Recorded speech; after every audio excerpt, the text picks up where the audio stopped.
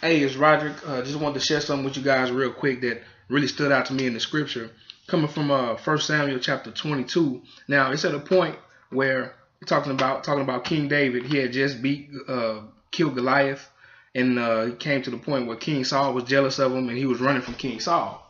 So in chapter 22, he ended up in a cave. He was hiding in a cave, and this is what it says in verse 2. It says, "All those who were in distress or in debt or discontented gathered around him, and he became their commander, about 400 men." So he's in his cave, hiding, and all these men came to him, and he says that those men were in distress, they were in debt, or they were discontented. Okay, so follow me here.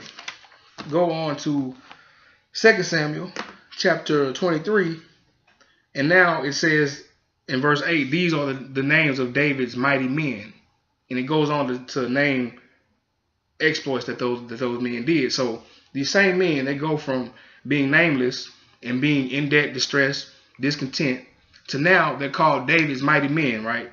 So apparently something happened there. They were in debt, discontent, distress, and now they're mighty men. Okay. Now fast forward one more time. First Chronicles chapter 29. And now it comes to the end of David's life. They were collecting an offering for the temple of God that Solomon was going to build.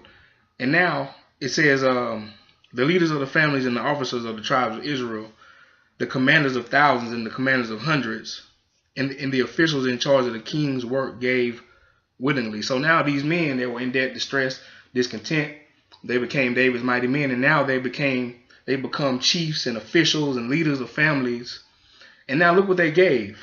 It said they gave toward the work on the temple of God 5,000 talents and 10,000 derricks of gold, 10,000 talents of silver, 18,000 talents of bronze, and 100,000 talents of iron.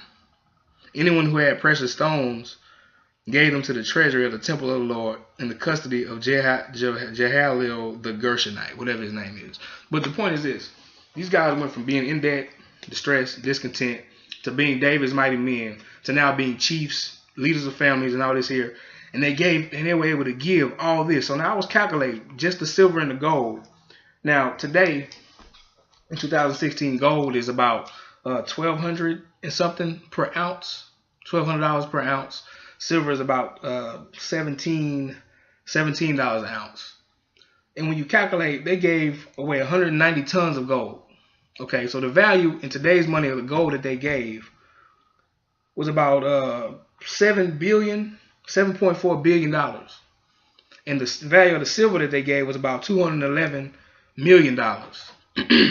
So altogether, these men came together and gave what's close to about $8 billion in today's money. So how in the world? Now, hold up. Now, stay with me, though. This isn't about money, okay?